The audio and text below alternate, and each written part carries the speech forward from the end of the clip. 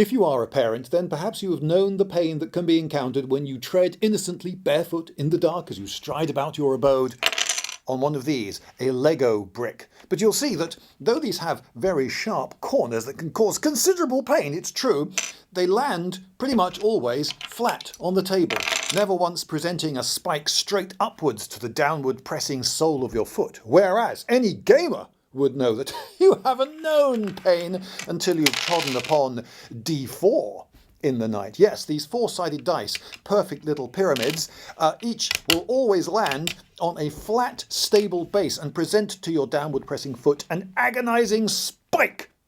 And yet, again, this is as naught next to the capability of the military Caltrop. Now, you're the sort of person who's watching one of these videos on this channel, so you probably know what a Caltrop is, but have you got one? No. Well, I have, thanks to Stephen at Red Dog Forge, who sent me this piece of cardboard, which I think was rather cunning in the way it folded into the perfect box for housing this box, which was within it, made out of hardboard and gaffer tape, and within that, packed safely with a cork on the end of each spike, a Caltrop. Yes, it's about 3 inches tall, which is typical for a Caltrop. 2.5 to 3 inches seems to be about the range. And whichever way this lands, it presents the most vicious, ow, spike. I mean, if you put with some weight your foot on that, ow, this is very sharp. Oh, just the thought of, oh, ow, that would lame you for sure. He chiseled out each prong and then heated it, and then on the anvil, bang, bang, bang, each prong into a spike and then bent it into this shape. And a capable blacksmith can knock out quite a few of these in a day. They're not that difficult to make. Now, of course, if you wanted to deny the enemy from using a large part of a battlefield, you could scatter a load of these over it, and then his horses wouldn't want to go there, or some of them would go there and would get lame, or people, the riders, seeing that there were caltrops on the ground, wouldn't go there. You would deny the area to the enemy. But you would need an awful lot of them, wouldn't you? I mean, battlefields are quite big and you can't be really sure of where the enemy's going to go, so you would need massive wagon loads of these to stand any decent chance of causing many lame opponents. But we are told that these were very effective against horses and chariots particularly. Imagine a heavy chariot. It's got 4 horses thundering across the plains. Well, for a heavy chariot to be very effective, you need a big flat plain for it to thunder across. And a big flat plain is something that you could scatter lots of these on. And with a 4-horse chariot, you only have to get one of these in one of the feet of one of those horses, and the whole chariot will then, be hugely hampered and grind to a rather pathetic halt. These are very effective. And Vegetius, the Roman writer who wrote a manual for the Roman army, he tells us that they were indeed very effective against chariots, and I believe him, and against camels too, because camels have got these big, soft-soled feet. You could imagine one of these in a camel's foot, and the camel's really not going to want to play war anymore that day. So the Caltrop, nasty. And I have more here, because also answering the call when I put it out was Jason of Wieland Forge. Or was it Wieland or Forge? Anyway, and he also made a very similar Caltrop in a pretty similar way. And he made another one, this one here, which is just, I mean, these are nasty. These are nasty, really. But this one is just, I look at this and I just think, evil. It's barbed. So if that were in your foot, you couldn't even just hoik it out, because the barb would be so painful and it would rip your flesh. This is really nasty. And it's supposedly a Roman design, but I believe that there were later periods using barbed caltrops as well. And I look at that and I just think, oh, I mean, that's just, no, I'm going to put it away. It's just too nasty. He also made this one, and this is something we'll come to later. This is a modern caltrop. Now, it's It's they're made out of usually circular tubular steel, but he's used, as you can see, square section steel. So he's cut it at an angle, and so we get a sharp-ish. It's not nearly as sharp as that spike, but a sharp-ish, sharp enough spike to puncture the tyre, the pneumatic tyre of a vehicle. So this isn't for your horse or for your camel. This is to go through a tyre, and that's why it's tubular, because the aim of the game is to deflate the tyre. So you don't want it to pierce and then plug the gap. You want it to pierce and then let the air out pretty rapidly. And there's a little hole drilled here as well, because you can imagine if the weight of the vehicle presses down on that, these bottom spikes will then perhaps get pressed down into the mud and blocked, and perhaps won't let the air out, or not least let it out very quickly. So with a hole there, the tyre will deflate pretty quickly. So that is a modern use for the Caltrop. And they have started to use them in Ukraine, as our Ukrainian correspondent can now attest. Hello, Lloyd, and all the viewers at the Lindybeige channel. My name's Joe McDonald, and I run a channel called BigMac's Battle Blog. You may have seen me before interviewed by Lloyd. So, Lloyd, what do I have to show you today? Well, as I know you're making a video about caltrops, I thought I'd show you the ones that we've been using over here and that many other units are using up and down the line in Ukraine, although there are a variation in styles. Now these are the ones that I had commissioned. It's two sort of a triangle with one slot, so they're slotted together and welded there. And much like the Caltrops in ancient times, we use these for stopping cavalry, although the cavalry we stop is mechanised. We drop them on tracks and roads where we expect enemy vehicles to pass, usually ones with wheels and not tracked. They're not much good against tracked vehicles. And they pop the tyres, and then we use that opportunity of them being slowed down to hit them with mortar fire or usually FPVs. Now, one of the nice advantages of this sort of design is we couldn't find the right sort of hollow pipe.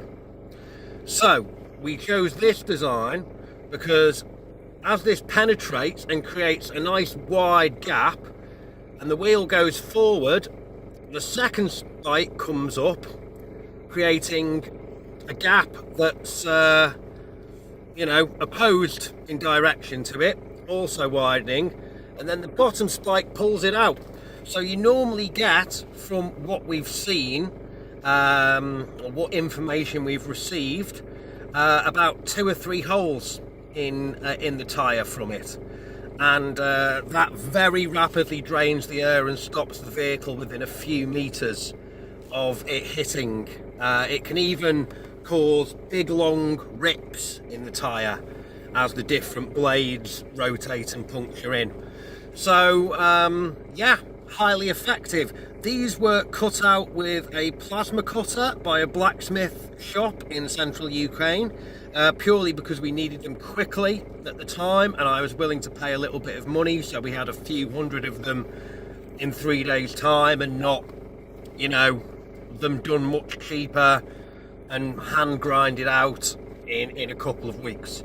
But yeah, caltrops still in use in the modern battlefield of today. 3 things I note about this.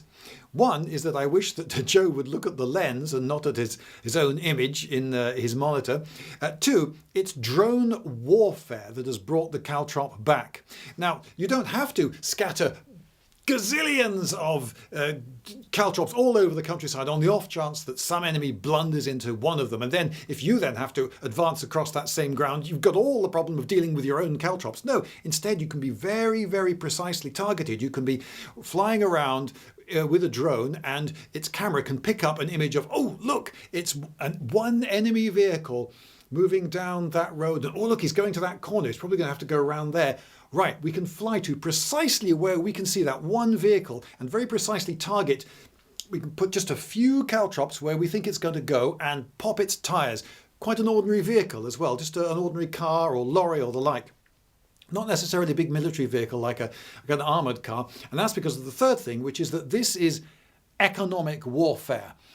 You might think it's not worth targeting just an ordinary car. Well, if you can put out of action a £5,000 car using a £2,000 first-person kamikaze drone, first person as in someone's wearing virtual goggles, they're sitting in a bunker somewhere looking at the images projected onto that pair of goggles by a camera, and they're flying it kamikaze style into a target. It's packed with explosive, boom, destroying both the drone and, all going well, the target. If the kamikaze drone is worth 2,000, you're £3,000 up. And it's now got to the point where it's a war of attrition on hardware a lot of the time. And if you knock out just more and more of the Russian stuff, it becomes harder and harder for them to replace it and eats away at their morale. Now, according to Wikipedia, font of all human knowledge, caltrops were used at the Battle of Carrhae. Now that would be really interesting because it's precisely the sort of battle at which caltrops would have been really useful. And just in case you don't know, this was the Romans against a load of horse-riding Parthians. And the Parthians kept using their Parthian shots because the Romans would go after the Parthians and the Parthians would run away going twang over their shoulders, and then would just come back and then twang at short ranges, and the Romans would charge them again and they'd run away, twang. So the Romans never got to grips with the Parthians and they got shot to pieces with arrows. But the effective range of horse archery is quite short. So if they'd sent out parties of men with caltrops and scattered them around the place, then the archers would have had a terrible time getting to within useful range, and then the Romans could have retreated and denied areas of the battlefield. It would have been a wonderful asset to have an awful lot of caltrops at the Battle of Carrhae. So why does Cassius Dio never mention this? Why does Plutarch, why do the two main ancient sources for this battle never mention caltrops if the Romans had them? Because they would have been ever so useful. Do you know, I got a feeling that Wikipedia might actually be wrong. Now, if you were to look up caltrop in a modern textbook, you'll probably find the word common. The opening definition is likely to be something along the lines of, the caltrop was a common device used for blah, blah, blah. But were they ever common? I'm not convinced that they ever were. And I do wonder how this "they were common" idea got so widespread. I imagine, for instance, that some expert who wanted to show other people just how expert he was and how much greater than he was, said something along the lines of, "Oh, what, you've never heard of them? Oh, the caltrop, we've never heard of them. Oh, I fancy that. Oh, I'm very surprised you haven't heard of the caltrop. Oh, yes, very common. They were very, very common. Oh, listen to me, I'm an expert, I know these things. Oh, yes, they were very common. Oh, the caltrops, everyone used to use those. Oh, absolutely. Fancy your not knowing that. Oh, yes, very common." And so other people hearing, well, he was an expert and he said they were very common. So they then started saying, oh, yes, they're very common, apparently. Very common, yeah. Oh, yeah, didn't you know that? And then all the modern sources then copy each other because, you know, the experts have started saying this, so they must be right because they're experts. And maybe they weren't actually common. Just think how many caltrops you would need to deny a large area of a battlefield. You need great wagon loads of them, many thousands upon thousands of them. And has any large horde of caltrops ever been found? Well, of course, I can't prove a negative, can I? It could be that one has been found, but I don't know about it. But I can say that I don't know about one that's been found.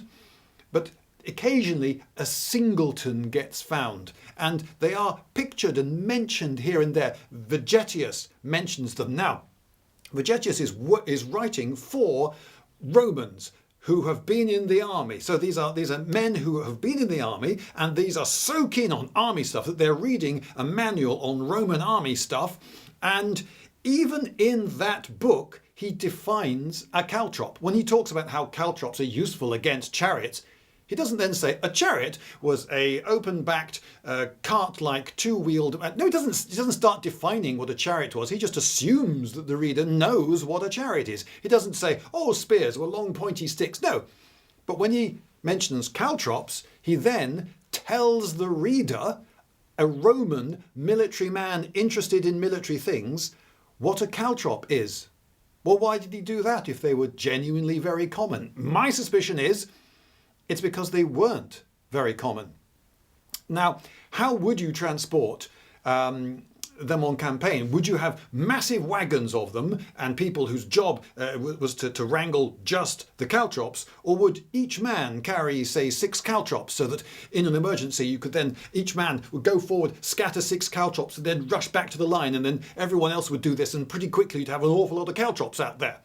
But each man then has to collect up 6 caltrops.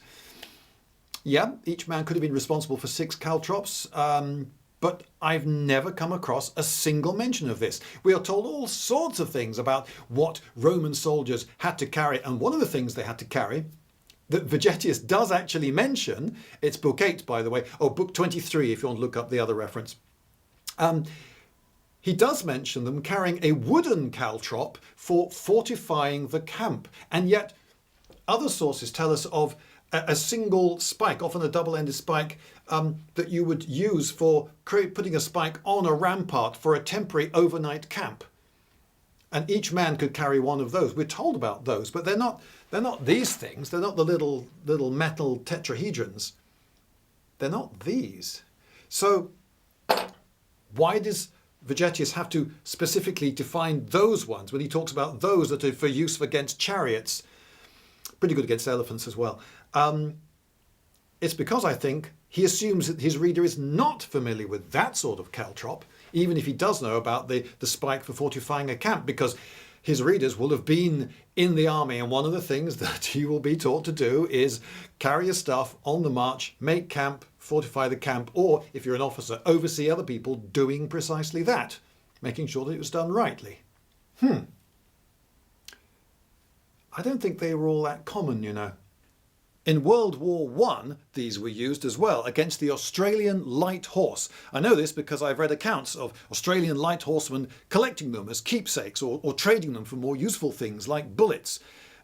This isn't evidence that they were very effective against the Australian light horse, or that they were used extensively in World War I, just that some Australian light horse came across these. I think it was mainly the Turks using them against them. And now, you do think that most of a horse's hoof, right, is, well, it's hoof, and you can literally nail an iron shoe to the bottom of a horse's foot into its hoof without hurting it in the slightest. So if any of this bit went into that part of the foot, it wouldn't harm the horse much at all, you would imagine. Although it would be a bit of an annoyance stuck on the end of its foot, but it wouldn't cause agony to the beast. It would have to go right into the sensitive part of the foot. But if it did, I mean, that would be, yes, extremely painful for the poor horse.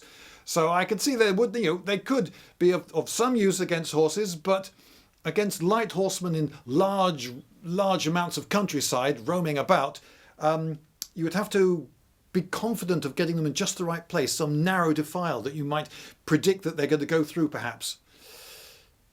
The more I look at these, the more just, horrible I find them.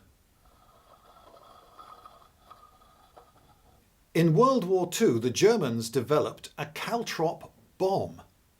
It apparently weighed a massive 1,100 pounds. That is a really big bomb, particularly by German standards. They didn't go in for big, heavy bombers that could carry great loads. So 1,100 pounds is a hell of a bomb. And I read in Allied sources, I've come across an American and a British pamphlet, very short reports about these bombs, and I got the impression, they never said this, but I definitely got the impression that they'd never actually got their hands or seen an intact bomb, but had instead gone to the site where one had been dropped and had perhaps found some burst casings and had managed to piece things together and work out that they reckon it was over 4 foot fat, 4 foot thick, this great big bomb hanging on the bottom of a plane that would be dropped, and it had in it an explosive charge. I don't know what the outer shell was made of.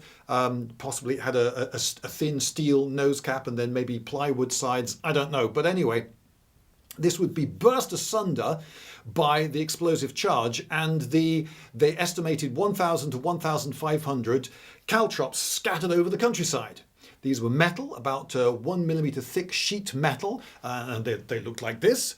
And they were painted in 2-colour camouflage, brown and green, I think. So that would suggest that they were for use in the European theatre to be dropped in the countryside.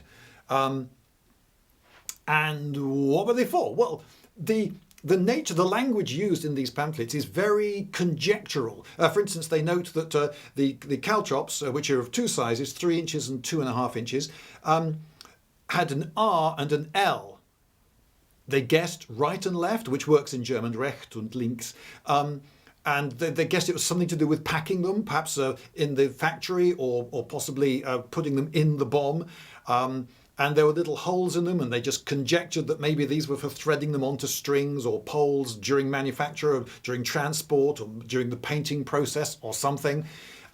They had little serrations, you'll notice, in the sides, and they're not like the ancient design with just the four thin spikes. Instead, they've got this sheet metal design, but you can see it's the same idea. It's a caltrop. It has a spike on the top. This one has more sharp edges all the way running along down it, and it will sit firmly on 3-pronged base. But what were they for? Even that the Allies had to guess at. Again, some sort of aerial denial weapon. If you're dropping it from a plane, that strongly suggests that you'll be dropping it behind enemy lines. So you drop it on a road that he has to use, which will make moving an army more difficult.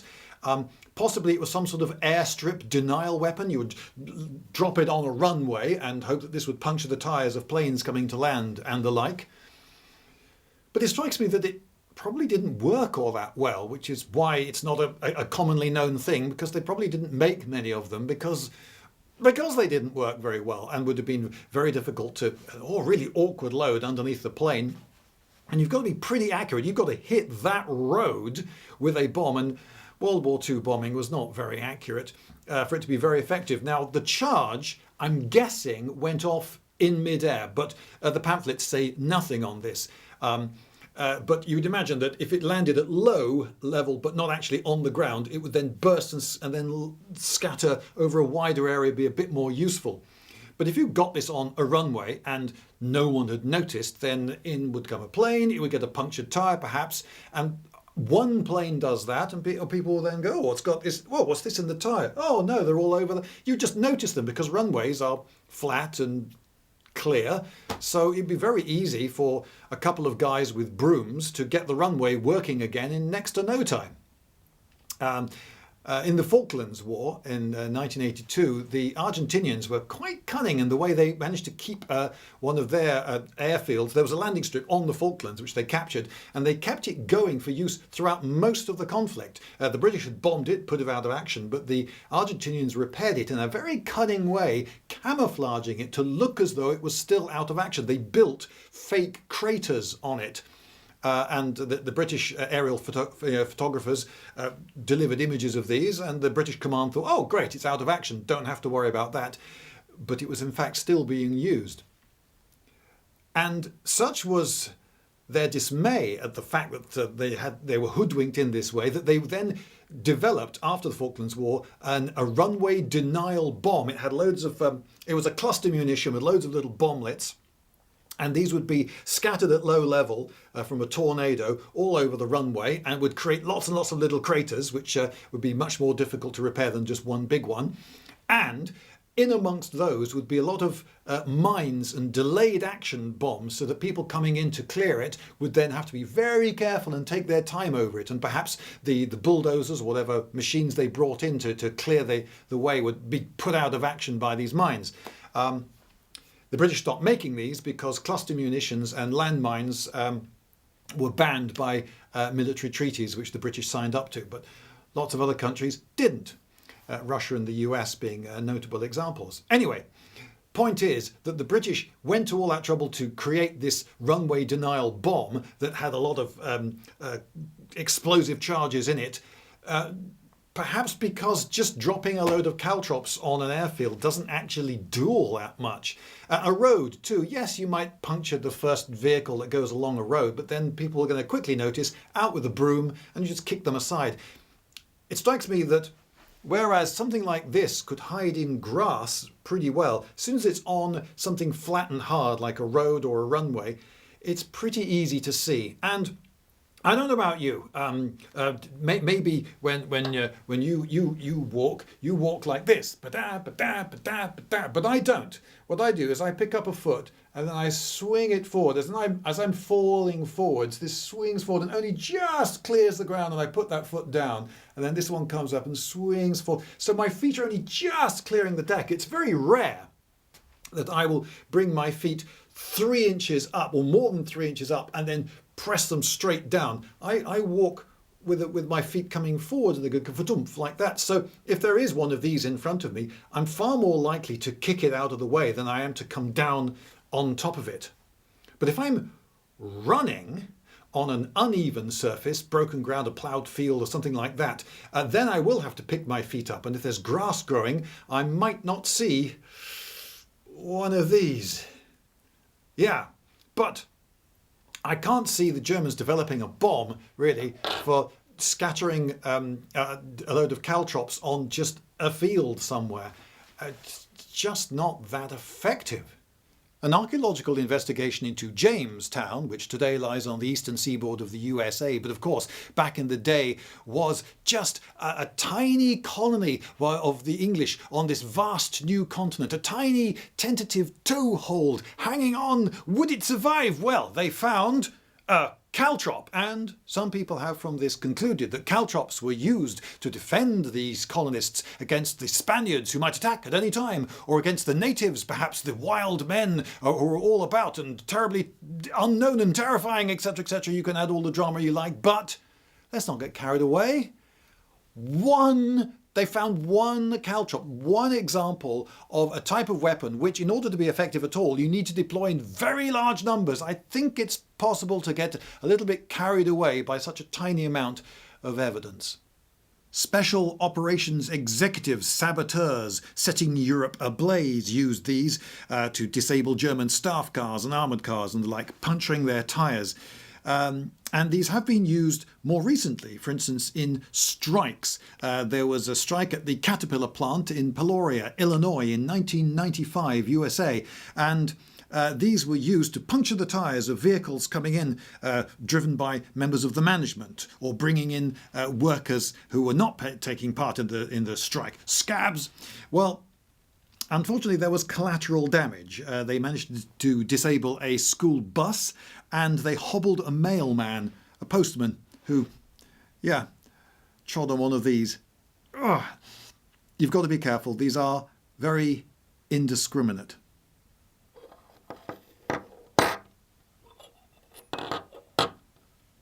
The word caltrop supposedly comes from the Old English kalka-treppa, meaning heel trap, literally. In Swedish, it's foot angel, which is a little bit weird, but there you go. Foot angle, something like that. I don't speak Swedish. Crow's foot is quite common as well, and in a lot of languages it's a literal translation of crow's foot. For instance, the German for caltrop in that bomb that they dropped in World War II, it was crow's foot. And you can see why a crow's foot might be picked, because you've got the 3 talons that point forwards and the one that point backwards. So you've got a sort of tripod plus an extra one arrangement, crow's foot. And there are other spiked things that sometimes are referred to as caltrops, but sometimes are more properly named crow's feet, which are spikes. There were boards, for instance. I've seen examples from World War I of a board just covered in these prongs pointing upwards. They look more like crow's feet than they do these things. But caltrop, crow's foot, the general idea, it's a spiky thing you don't want to tread on. And there are also plants named quite commonly using a Latin tribulus. Tribulus is the Latin for caltrop, and Tribulus terrestis, for instance, is the Latin botanical name for a plant that creates tough, spiky seed pods that can serve the function of a caltrop. So there are, if you like, naturally occurring caltrops. In Japan, there were some of these that were called, I've got it written down here, makibishi, and these would apparently, they're only little, but they were enough to go through the sole of a sandal and be pretty nasty. And there's the water caltrop as well. Sometimes they're seeds, which the idea is that they get attached to an animal, and so that animal then acts as a dispersal agent for the seeds. So you tread on something and I've been hurt. Never mind. I'll walk over here and eventually I'll and you manage to get it off. And possibly yes, it hurts your foot for a very long time. But the plant doesn't care. It just cares that its seed has been taken somewhere else. But if you want an idea for a fantasy world, you could imagine a plant that's a particularly good caltrop that has a much bigger naturally occurring seed pod that could be harvested in very large numbers. And so possibly in a fantasy setting, there are some bushes that grow on a particular hillside somewhere. And if you harvest those, then you can fill cartloads with vicious, naturally occurring caltrops. It seems that in the late medieval period, the caltrop was an important enough thing to end up being depicted in heraldry. For example, this is the foot angel, or fotangel, or however you say it in Swedish. It's actually a Finnish house. Well, it's in Finland today, but the Swedes, it's a complicated relationship. Essentially, the Swedes used to control Finland and a lot of the nobility spoke Swedish. So anyway, but you can see that's probably a caltrop being depicted there. And in the medieval arms for the city of Stirling in Scotland, you notice there are these funny shapes on them. It's a bit like a star, but you notice that you've got 3 points that are evenly spaced, and there's one at the bottom which isn't. And it has been interpreted as a caltrop. You can imagine those 3 bottom ones at the bottom sort of tripod and the spike pointing up. Yeah, possibly those are caltrops. And talking of drones, do you have your copy of Game of Drones yet? No? Well, I have my copy because it was sent to me free so that I can tell you about it. And you may see that it looks a little bit well thumbed. That's because I've been flicking through, looking at the various charts and playing the game, because it's a war game, a solo war game. Just you on your own, you work out how you're going to put your team together, your sapper, your driver, your navigator, and you, and possibly your mascot. And then you have to buy equipment. What sort of car are you going to get? Will it be one that's easy to camouflage, or will you go for being able to carry lots of stuff? And then what drones are you going to buy? Can you afford the drones you need? Are you able to keep your morale up? Are you eating well? Have you fed the mascot? Are you doing well in the war in general? There's a lot to take into account. The weather, for instance, yes, it may be clear now, but the forecast is for high winds later, so how's that going to affect things, and where exactly is the enemy and what have they got? Now, if you are new to wargaming, I wouldn't say that this is necessarily the easiest way to start. It's quite a complicated game. There are 8 pages of charts and tables listing all the various things that the enemy can throw at you and all the things that can go wrong. It took me quite a while, the first time I played it, just to park the car. But that may sound, hang on, just parking the car? Yes, but you've got to park the car and not be seen by the Russians, and then not be in it if the Russians blow it up with artillery. So there are things to take into account. I bought a camouflage net, but they still spotted me, but they missed with their artillery. Anyway. About a third of the book is taken up with just details of the war, the way it's being fought now, developments in drone warfare and the like. So there's some general interest stuff in there. The game involves lots of these little counters that you cut out. I put mine through the laminator, and there are lots of maps on which you can keep track of what's going on. And one reason to buy this is to support BigMac in his efforts in Ukraine. He is the sapper of a drone team that's in action right now. And though, of course, Historic Wings, the publisher, takes a cut, the cut that goes to BigMac he then spends on, well, more drones and, well, perhaps even caltrops.